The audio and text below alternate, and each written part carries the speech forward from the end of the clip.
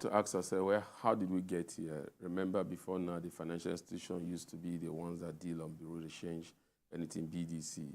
But they also did not clothe themselves in glory because of infringement that they did. So they then, government, I think this thing started during President Ibrahim Babangida, liberalized that sector and said, look, let's liberalize that sector. Let's have other players that will meet retail need. I say retail, in the fact that it's people that are traveling, people that are coming into the country. It should not be more than 4,000, should not be more than 5,000. That was the whole idea of BDCs in the initial. So that's why if you go to the bank, if you want to travel, if you have PTA or business travel allowance, BDA, PTA, they will just tell you it's either $5,000 that's right, or $4,000. That was what the Bureau de Change were made to do. That's the type of business they were asked to do. But unfortunately, in this country, you know, when regulators are not up to their game, a lot of people now come in there and begin to do above and beyond. Now, how did we now start giving them?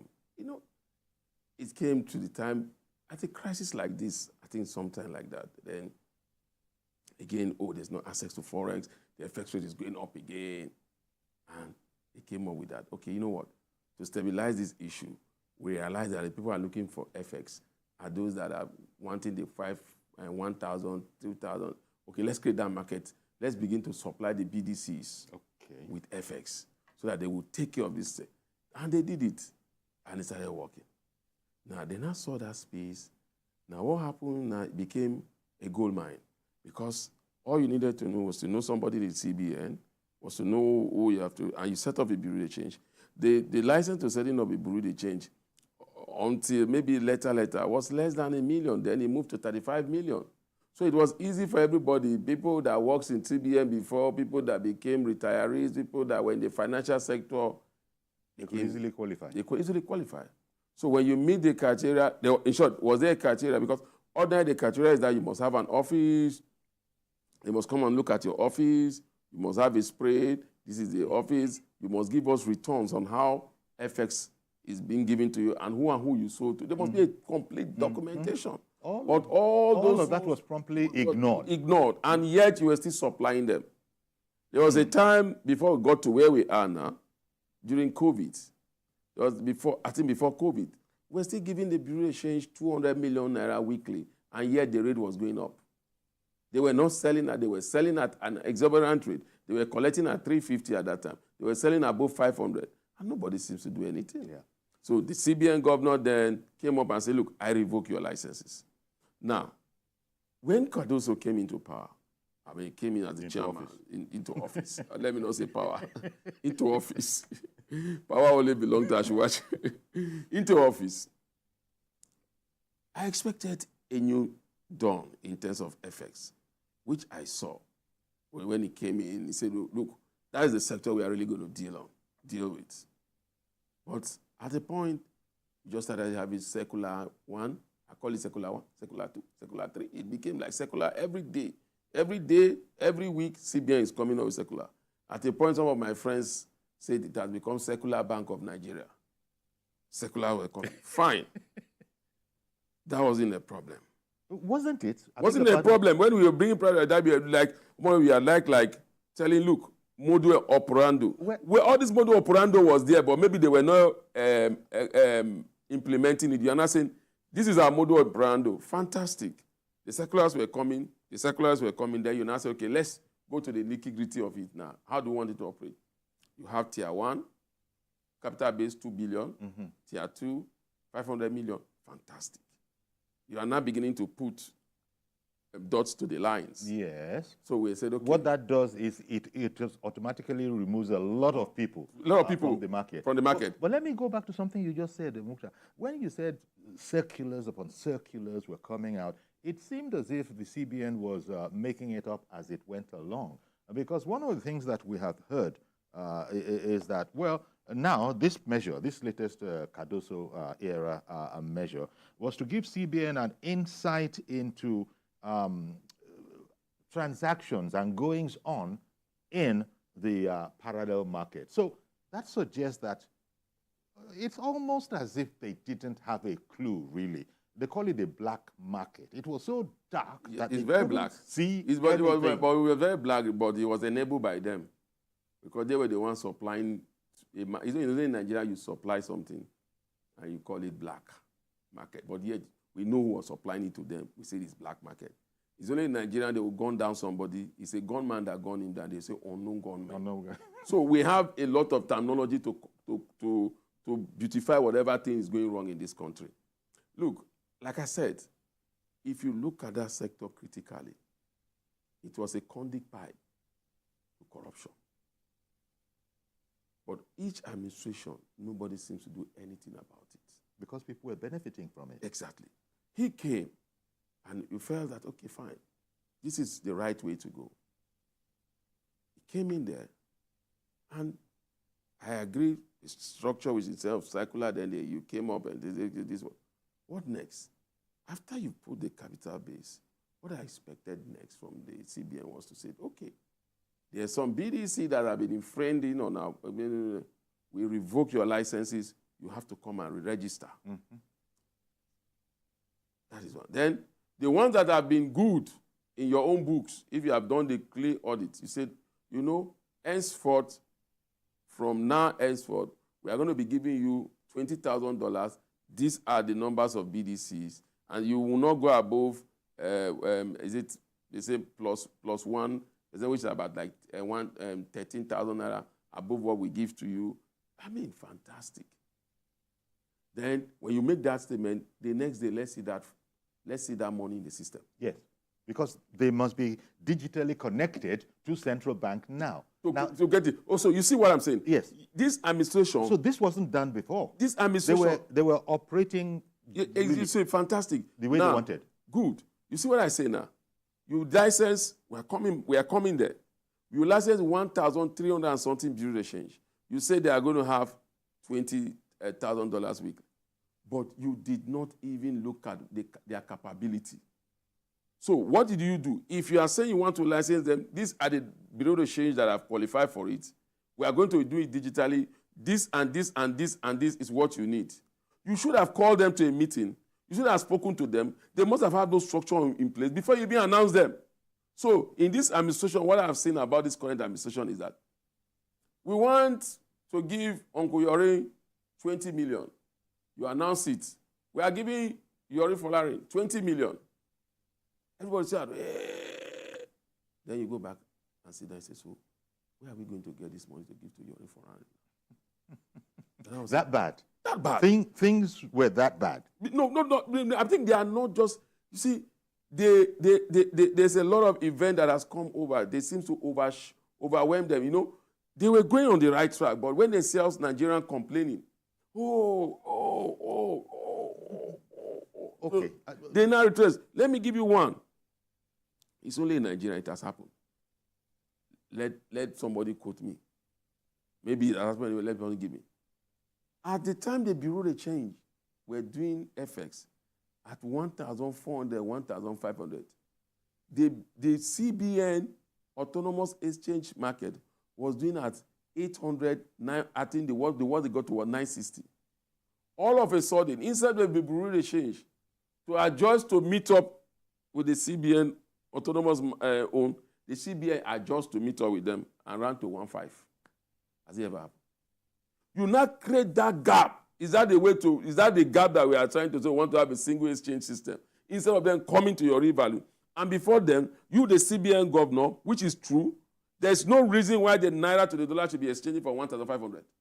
Which is what it is around now. So if you are the CBN governor, you know the actual value of your naira. Why can't you say, well, this is the actual value of my naira? But he has said that it is grossly undervalued. Yes, so you know the value. That suggests. So officially, you should maintain the value. Let me give you something about companies. When a company thinks its shares undervalued, what do? They go into the market themselves with their own fund and buy back. Mm-hmm. So mopping up. Mopping up. So say, my share is too cheap for you, so I want to mop up more. When the naira was undervalued, how much of the dollar did the CBN release to mop up the naira? To say, look, we are going to mop up the naira, we are going to add liquidity into the system. So we are going to come up with our liquidity and make sure that this is the actual rate of the dollar. So was that as a result of just not knowing anything about it, or quite frankly, it was a matter of being clever? The whole idea is the challenge with the FX thing, which the CBN governor have said time around, is liquidity. You don't have it. What you don't have, you can't give. You don't have it. So the next question is, these measures, Mukhtar, are they going to make that much of a difference? Because the problem is what it is. The Naira is where nobody, well, a lot of people, ordinary people, didn't imagine it could ever go there.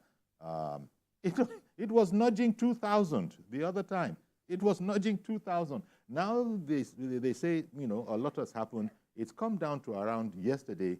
I think people were buying the Naira for about, the dollar for about 1,500 and some change. Well, it was 1,600 close yesterday. Yes. At the time they were doing all this, that's why I said you do a system, you hit. You see, when it comes to economists, if you are making a pronouncement, you make sure that you are ready to implement it in speed of light. Okay. At the time they made that pronouncement that they were going to give Bureau de Change $20,000 at weekly, they named the number about 1,300 something Bureau de Change. They're going to give about 17-point-something million. They said when they made that announcement, the exchange rate moved from 1.8 to almost 1.4. But they couldn't follow through. They didn't follow through. And so now you now see the Naira tumbling again. Because like I said it, speculators are part of any market. You cannot eliminate them. They are part of the financial market. If you buy stock today and you say it will go up tomorrow, you're a speculator. Yes. Government that is giving treasury bill and telling people I'll pay 20%, it's speculation because you're looking, oh, if we do it like this, we will get more gain if we pay 20%, what we're going to implement. You're speculating. And this speculation often causes distortions, doesn't it? Distortion is part of the global market. And how do you address distortion? You as a regulator, you come up with policies that will create stability. Now, let me give you an example of distortion. Distortion in speculators are not interested in the fundamentals of your economy. Speculators are only interested in making the hot money. Now, how do you deal with them? You come out with better plan than them. When you say making the hot money, do you mean striking while the iron is hot? Exactly. They see it, that this is an opportunity. This is an opportunity. You are dilly-dallying. You are dilly-dallying. You're not able to move. Looks, they move. There's an opportunity for me to make money. And they do. They do it. There are people that are called market players, market speculators anywhere in the world. They look for opportunity, they strike. And they make their money and they cash out. They call it, they say, I've cashed out. Yes. So so what do? They strive by fear and greed. So you create the fear in them, and the greed will come in them. Either they stay there or they want to run away. Which means you really, really have to be on the ball, and this is the point you were making, that the CBN was not apparently nimble enough. They were not nimble enough. And they allowed the difference to be so wide before they begin to come up with these measures. At a time, it was 500, 700, 800. J.B. Morgan, we made one tactical error when they came in, and I thought he was looking at corporate governance. That was the beginning of the fall of the Naira. How? When they came, they said the CBN released audited report. Before then, when President Tinubu came up with his floating, with his removal, all foreign investors were getting ready to come into Nigeria. But immediately you publish the audited report of CBN. And then the J.B. Morgan came out and analyzed on that. Nigeria does not even have 33 billion. By the time you remove all these things, we have 3 billion. That was the beginning of the end of the Naira. Go quote me. That was when the Naira started tumbling. So the speculators say, oh, wow, they don't even have enough money to even float. Because in floating the Naira, let's get it clear, no economy, no central bank in the world just float, leave their currency for market forces. Yes. You cannot do that. Market forces are there to make money. So they will make money out of you. They don't look at the fundamentals. They look at what can I get. So what they do in the developed economy is that you know the exact price of your currency. So when it's going above that, you intervene in terms of liquidity. If CBN has the liquidity, when the Naira was moving, remember that they said they even, I'm sure the Ministry of Finance and the CBN must have been working together. Budget. What was the benchmark? Remember that the exchange rate benchmark for the budget was 750. We're already floating. It was 750.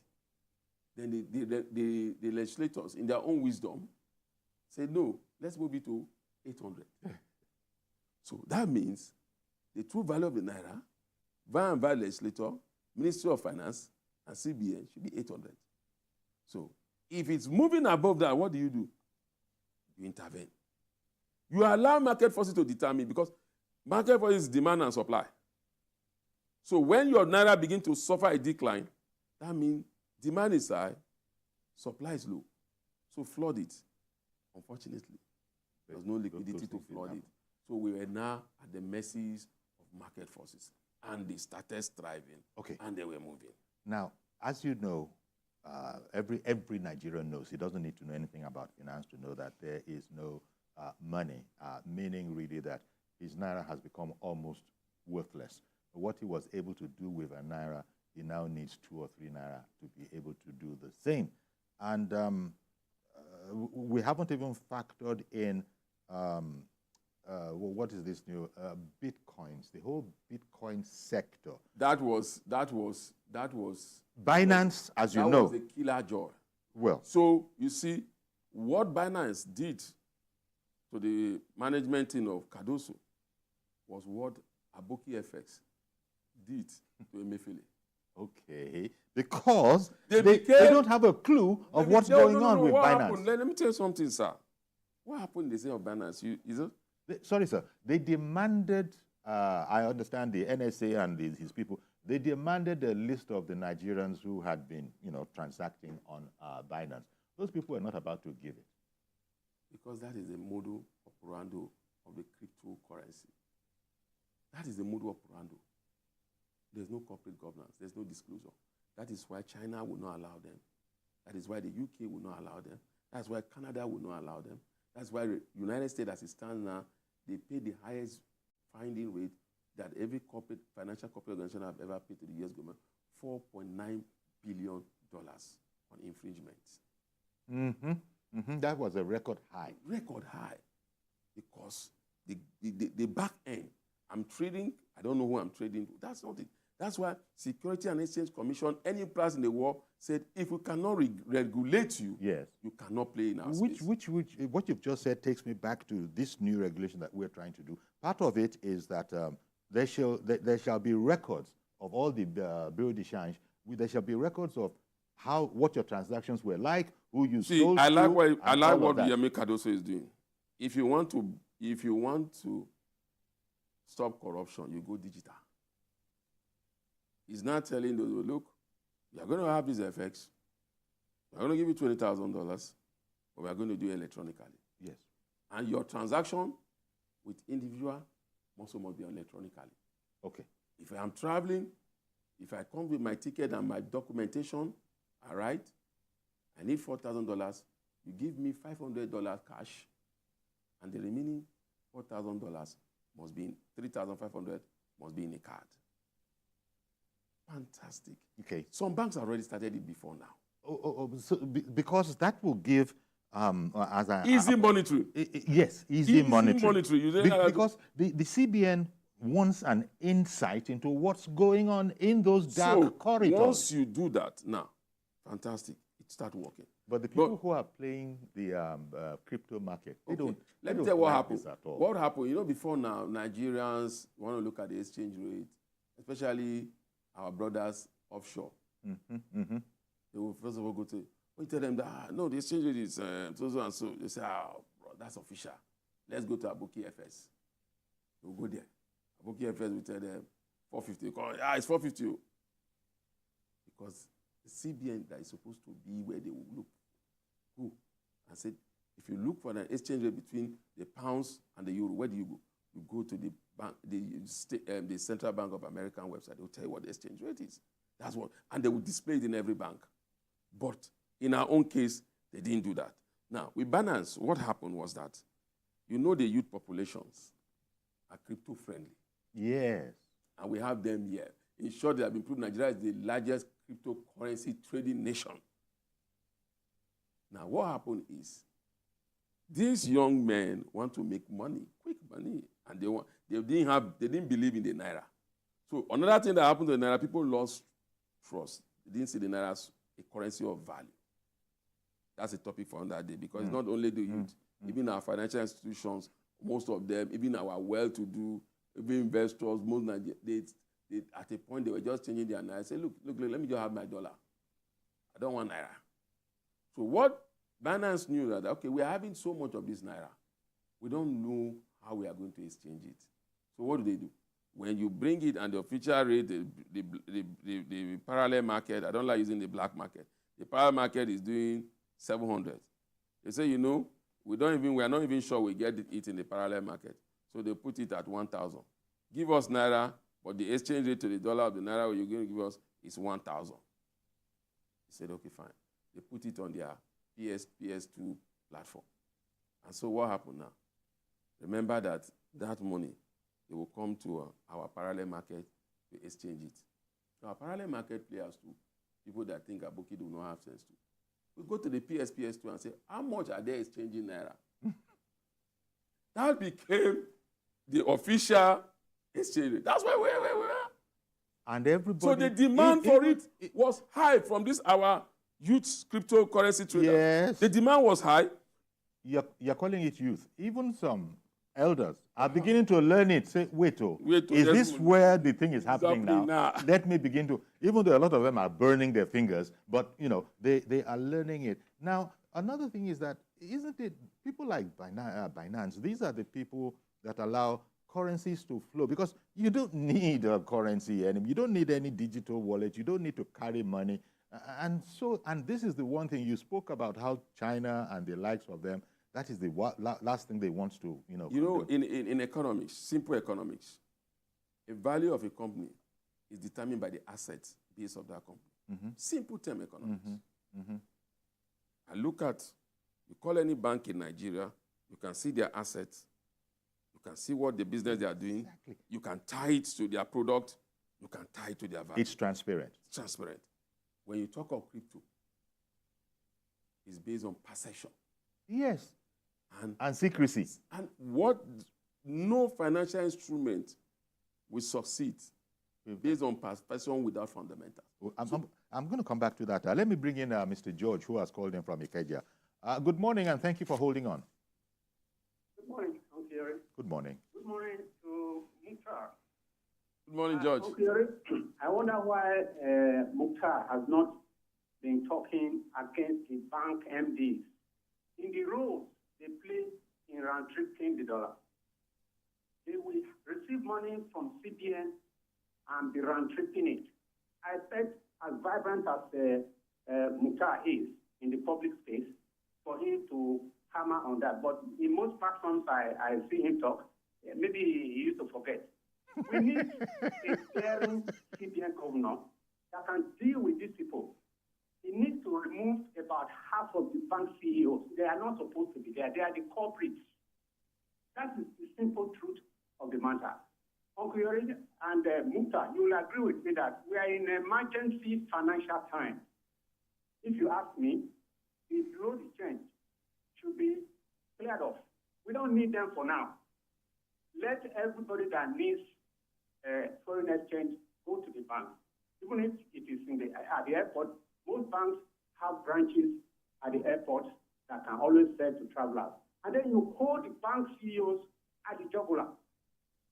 If the CBN, we need somebody like, the current CBN government can do it, but it needs to be more daring and challenge these people. If we don't do that, we will continue to go around the same game. That's the only way I think it can be done. Okay. And then if you catch somebody, use them to, show others that it is not business as usual. Yeah. Otherwise, there are a group of people who want to make sure that nothing works in this country, and they are behind all these guys. If you want to deal with them, if you want the system to work, you must brace up to deal with these people. This is the way I see it. All right, then. Thank you very much for calling in. George, yes. George have said, I don't attack bank MDs. But when you talk about market forces, they are part of the market forces. The financial institutions are part of the market forces. And again, when you look at the banks are there to make money for their shareholders. Any loophole they see, they will take advantage of it. Now, if you are the regulator, so indirectly, if the bank's MD are culpable, that means the regulators are culpable. Because it's as easy to deal with them than even dealing with the bureau change. He's not talking about, remember when Emefiele revoked the license of the bureau change, he said, you cannot get FX if you are traveling through the banks. But you must come with your ticket, they will vet it. In short, the CBN app created a platform on their website where you put your ticket, when you are going, when you are coming, everything you do it online and send it to them. The CBN will approve it and send it to the bank for the bank to pay. How well did that work? It didn't work well. It didn't work well. On that note, let's take a quick break. Please stay with us. We'll be right back. We'll continue the conversation and, of course, take your calls as well as part of the conversation.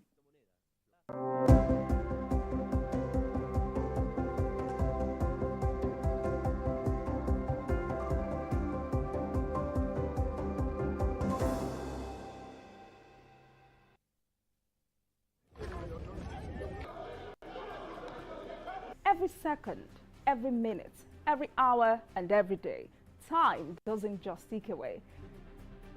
It counts down to political decisions that shape our world. This country must move. Imagine the impact these decisions have on our lives. Some are consequential, others may leave us intrigued or baffled. You will have no better friend and partner than Nigeria. Step in and feel the frenzy like never before. Join me every weekday for an hour of fact-finding interviews where questions cut to the core. What does Tinubu have that other 17 candidates do not have? I will dig in to get to the heart of issues, from local politics to global insight. Join me as I unearth the power plays, jaw-dropping revelations, and the unfiltered truth. This isn't just politics, it's unraveling the stories that matter. Brace yourself for Politics Tonight every weekday at 8 p.m., where every decision echoes along the corridors of our lives. Politics Tonight, only on TVC News.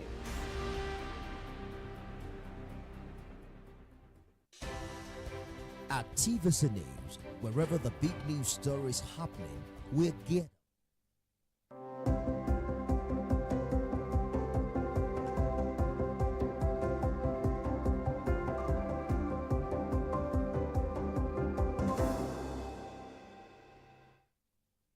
Okay, we're discussing the new regulations by the central bank. What they've done now is to scrap up to 4,000, a little over 4,000 bureau de change outlets, and we're left with about 1,000. And here we are, we're looking at it. We're also trying to negotiate the question, will it make a difference in an appreciable time? It's still tight out there. There is a shortage of money. The value of the naira hasn't, well, it might be looking at it when you look at the figures, but Nigerians will tell you that these things are tight. So if you don't happen to be in the market of looking for dollars or buying dollars, not very much has changed. Although you probably will be pleased that at a time when the naira to dollar rate was nudging 2,000, now as of yesterday, what, 1,005, 1,006, depending on wherever you were getting it from. So all of Yemi Cardoso's moves in the central bank is to address this problem, to fix it. But there are fundamentals. You said that, well, one of the problems is that we don't even have these dollars with which to operate the way we would like to operate. Okay, so here we are. You were saying that, okay, the banks themselves, the central bank tried a device. It didn't work. It didn't work because it was all about the back end. When you leave things to market forces, that's why I'm still saying that even the bureau will change. How much regulators will you put? I'm talking about a digital platform that was created by CBN. Yet, sometimes they say CBN will approve the money, or they will send you a mail that it has been approved. Yes. And you go to the bank say, we don't have. We don't have it. By the way, what happened to the e-Naira that CBN was carrying around at one time? Please, let's not go to the e-Naira. Let's not go there. Let's not go there. That was a project that was bound to fail. Why can you, the regulator, begin to become part of the system? So you see, Yemi Cardoso is not going to say anything about the e-Naira. Those were conduct pipe for corruption. Where we are today, Uncle Yori, was a result of the kind of liquidity in Naira value that was printed by the last administration. Okay. We're talking about 30 trillion. And now it makes it very difficult. You know, those days, politicians can decide to change money and we take it abroad. These days, it's better you even keep your money here than go because the financial institution abroad will collect the money fast from you for us. Even if I told somebody that even when they collect it, when it comes back, they reloot it. But at least it's not safe and it might not come to your hand again. When you say what you just said, that even when it comes back, they reloot it, this is the way it used to be. But President Tinubu has been saying it's not business as usual anymore. Well, he was saying I feel for President Tinubu. I feel for him because he's a man that is ready to work. I'm sure he didn't know the kind of rot that was there. He must have been told by now. But now he knows. Now he knows. He doesn't need to be told. He just needs to look at the body language of Nigeria and knows that the rot there was. Yeah. Because I'm sure if he knows some of the things that he knows now, some of the policies they roll out immediately at the first, they may have been a little bit slow down. Say, you know what? Let's do this. Let's do this. Let's do this. Let's do this. Because all his policy, floating of the Naira, fantastic to bring foreign investors into your market, removal of subsidy, good thing to create a friendly environment that will drive down the cost of petroleum product in the long run, that make it an open field, fantastic. But there's a saying, when the foundation is faulty, what can the righteous do? Well, that foundation seems to be what the Tinubu administration is working on, as see, onerous as it is. 50 years back. Unfortunately. So now, Tinubu is starting. Yes. So it's going to be very rough. All this work is just to reach ground zero. It's like he's just trying to lay if he can. I use it, if he can, in 4 years, to even be able to lay the foundation. Because why I'm so excited with what the CBN governor, Yemi Cardoso, is doing, is because I said it here on various programs. I remember even in your program last year, I said, the cause of inflation is not so much the interest rate. It's not so much the, the cash reserve ratio. The cause of inflation is the exchange rate. Anytime they ask me, when the MPC was meeting during Emefiele, what is going to happen? I said, address FX. But what would they do? Copy and paste. They will come and say, we hike rate. We hike rate. They will be silent on the FX. This, Yemi Cardoso was the first CBN governor when he went, he had hike rate, jumbo hike. But he says, look, I've realized where the challenges is. The challenge is in FX. He said it his own, said 50% of our inflationary pressure is driven because of FX. He said we'll make sure we'll do all we can to stabilize the rate, and that will drive down inflation. He's the first governor that have said that. All other governors never said anything like that. Okay, let me crisscross. We were talking about Binance, and two executives flew into the country to help the investigations of the authorities. The authorities said, look, we want to see a list of Nigerians that you have been dealing with. They say no can do. I think they were arrested by law. I don't know if that same law, if they've been left now or not. But people say, wait a minute, Binance that you're talking about, oh, well and good. Binance is just one of them. It's just one of these people. How much did they say? 26 trillion? $26 billion. $26 billion. You can imagine what that have been moving. And we know it's been happening, but we don't know what it was for. Now, that's a sorry place for the CBN to be. Yes, it's a very big sorry place for the CBN to be. But again, like you said, you first of all go for the big fish Yeah, yeah. before you start going after the small fish. Yeah. Once you catch the big fish, the small fish will shift. All of them will know that something is happening. So that I think that's the. So Binance is like the big fish It's of the big fish in terms of crypto. In terms of crypto, and it's already in trouble All over the world. All over the world. All over the, and the problem is still the same thing that we are battling here. Yeah. You see, why I'm upset with it is that who registered a platform, any financial platform in Nigeria, is the Security and Exchange Commission. And before you be registered, you have to meet some certain criteria.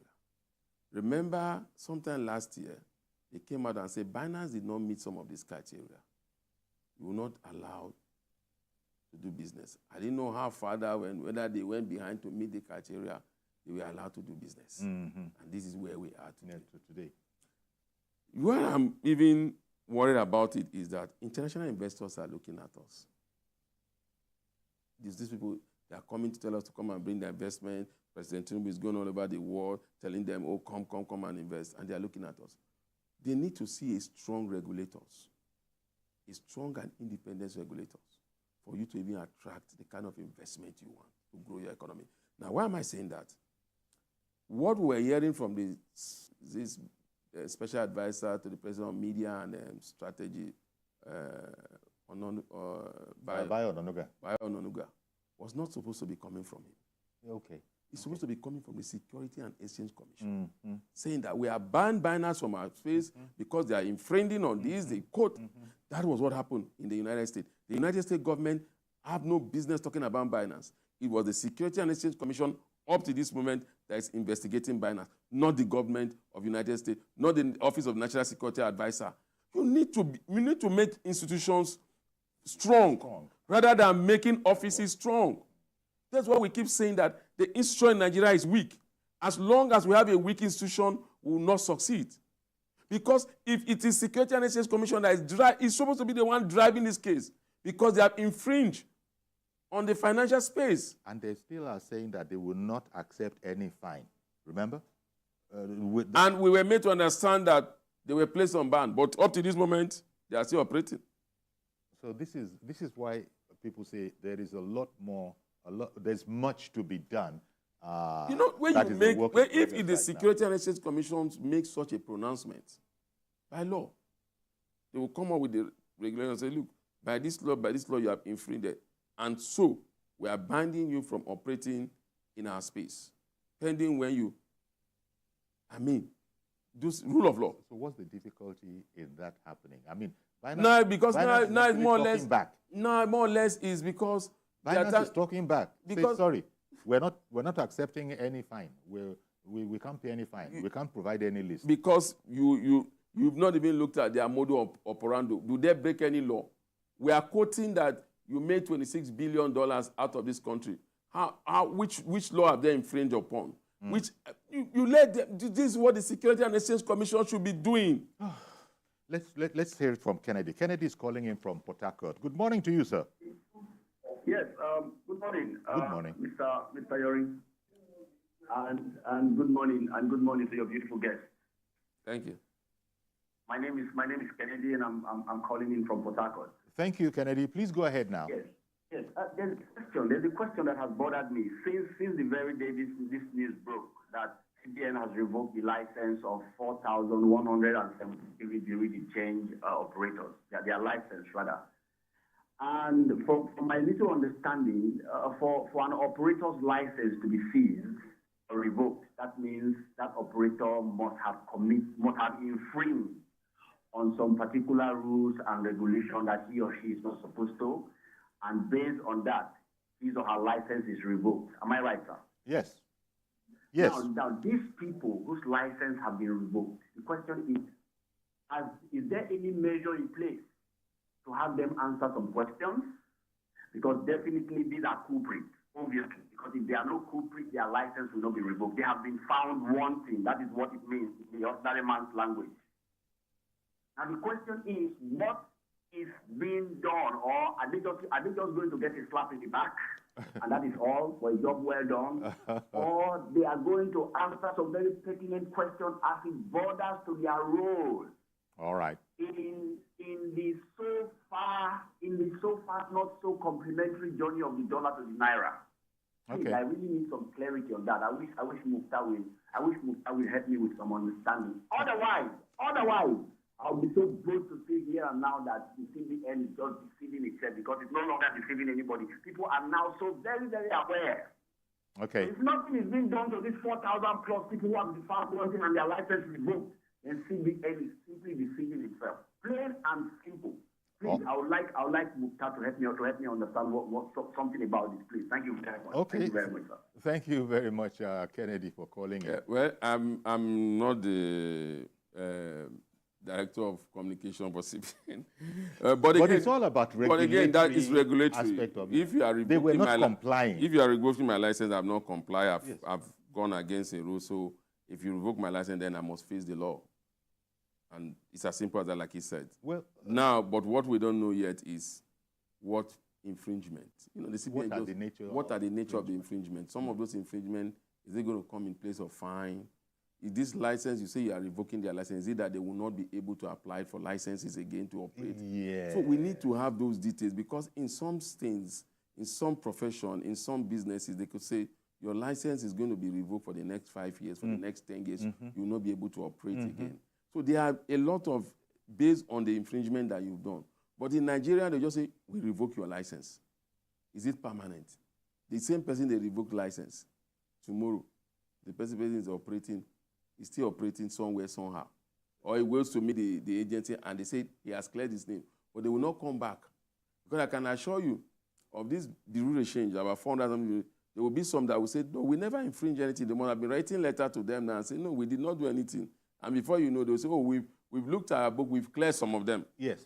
Okay, exactly. That's because if you don't comply, which is the position of the CBN, there are, I mean, or is it CBN or secret? It is CBN. CBN in this case, because they're the one that the Bureau of Change are directly under. There are certain provisions for you to be legitimately registered, and if you don't fulfill those conditions... In short, at your registration, part of the penalties for not fulfilling these conditions are there. If you don't do X, Y, Z, your license will be revoked. If you do X, Y, Z, and you didn't do this, you'll be suspended for 10 years. Exactly. For 5 years. So some of those penalties are even attached at the very beginning. There are some, there are some that say you pay a fine for infringement. You still be in business, but you pay a fine. So, exactly. Well, so I guess I can understand what Kennedy might have been getting at, but I think that's a fair explanation that some of these things, you no longer will be qualified to operate in that sector. Remember when Emefiele said, they said they revoke all their licenses, remember? Yes. They are not supposed to operate again. Yeah. Then they put a clause that you will not get effects from us again, but you can source for your own effects. I see. Mazi Okorafor, good morning to you, sir. Good morning, sir. Good morning, I guess. You see, what we are discussing this morning, although what the central bank did is coming very late, because you go to the bank, central bank should not need only the believer. The banks are the main actors of all these things. And I'm just using myself to Crawford as a case study. I went to the bank. My son said I should get this one. I went there. The same bank told me that they don't have. They directed the opposite. From the opposite, I said the bank, they treat adjacent. So this thing is the bank. They bring the people that have nothing to say. They should go to the bank. That's what I said. The central bank we have in this country, these states have their regional office or area office, whatever we may call them, or tax. What are they doing? Is it to wear tie and coat and sit there in the office and be enjoying the condition? Is it not their job to be visiting banks on their own without informing them that they are coming? And check all this, sit down and interact with customers. That's what the central bank do. Not the thing that they go and sit down in the office and be rolling chairs from 8 o'clock before they just disappear. That is all. They are not doing the needful. Because the area the central bank sit on be better for us. Because you don't have to start blaming all those boys, all those girls, all those ladies doing that thing. It is the bank officials and the central bank people, they are not doing their job properly. The needful they should do is banks to sit up, central banks to sit up. You know what that is, because thank God for this policy, but the question is, are we good in implementation? That is the question mark everybody should be asking himself or answering himself. Good morning, Sayuri. Thank you very much, Mazi. Thank you very much, Mazi Okora, for calling in from Arochukwu. So Mazi actually ended up where a lot of people want to know. It looks, let this not be where people have criticized governments, including this one, of often being guilty of a lot of motion without any movement. Hoping that this will not be like that. They're doing what basically look like the right things, but will it make the difference that people are hopeful that it will make? What I let people know is that we didn't get here overnight. Yeah. So it will take time. So, it's important for you to throw that out. Yeah, it will take time. The president has been saying the same thing. The ministers have been saying the same thing. Because it took us over 18 months to get to an inflation of 29 point something. So you don't expect in 1 month or 2 months inflation will come back to where it was 18 months ago. That is one. Two, we saw the exchange rate move of a low of about 350, 450, 500, 600, 700, 800, 900 within months. So you don't expect it that within weeks it will hit back to where it was before. So once we talk about market forces and we talk about speculators, as you are busy coming out with your own strategy, they too are also coming out with their own. That is why can't government be bloody-minded without being prejudicial to democracy? The only way government is zero tolerance. Yes, zero tolerance, then do your own side. Okay. The own side of government is let legitimate people have access to FX. Then block the conduit pipe. Look, what has happened to the Naira is that a lot of politicians that normally will have the Naira in their houses, and when they want to travel, they will ordinarily change it or take it to developed countries where they want to go and spend it and buy houses and it. Cannot do it because of the international agreement, especially between a lot of all these financial regulators and also the investigative, like EFCC and other countries. So once you take those funds, they flag EFCC, some of the fund has come in. So what do? They take this money, they take the Naira, change it to dollar, and have it in their houses. So, and then maybe later on change it to bitcoins.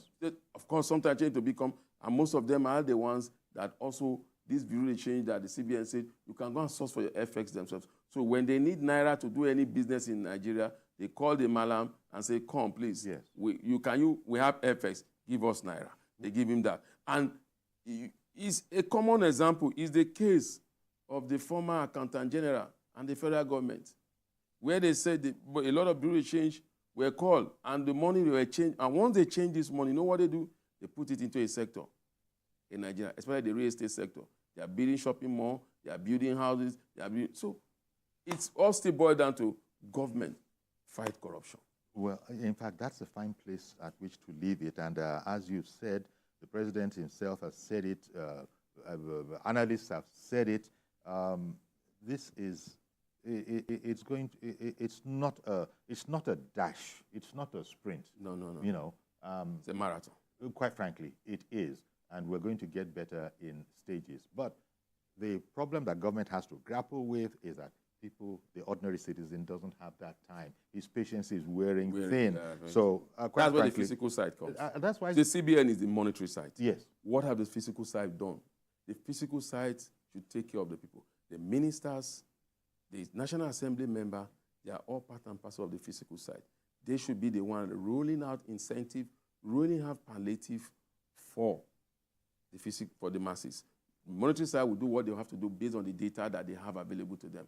The physical side, we need to answer the yelling of the people. Indeed. Along these lines, the president was very, very much in earnest in Qatar. He actually went and was saying and received criticism for it that, look, if anybody tries to be corrupt with you, let us know about it. We have zero tolerance for corruption. He was criticized for that. Yeah, but that was a good speech by the president. And another good speech was there. He said, Nigerian youths are very ingenious. Indeed. Compared to when they say Nigerian youth were lazy youths. We're going to have to leave it here. Absolutely. Thank you very much, Mukhtar Mohammed, CEO of Finance with Mukhtar. And really appreciate your views as always when you come around. Thank you. Okay, so that's our program today. Do please join us tomorrow for a fresh edition. I am Yori Folani. Bye-bye for now.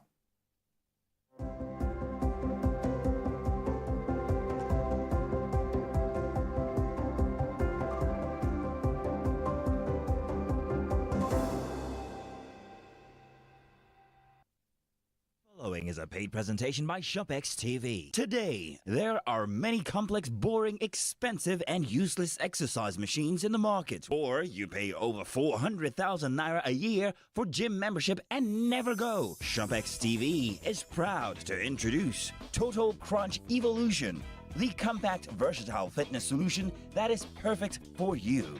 With Total Crunch, you get a complete fitness workout in one machine. Say goodbye to ineffective and complicated exercise machines. Now, you have the power to transform your fitness journey and get the body you have always wanted right in the comfort of your own home.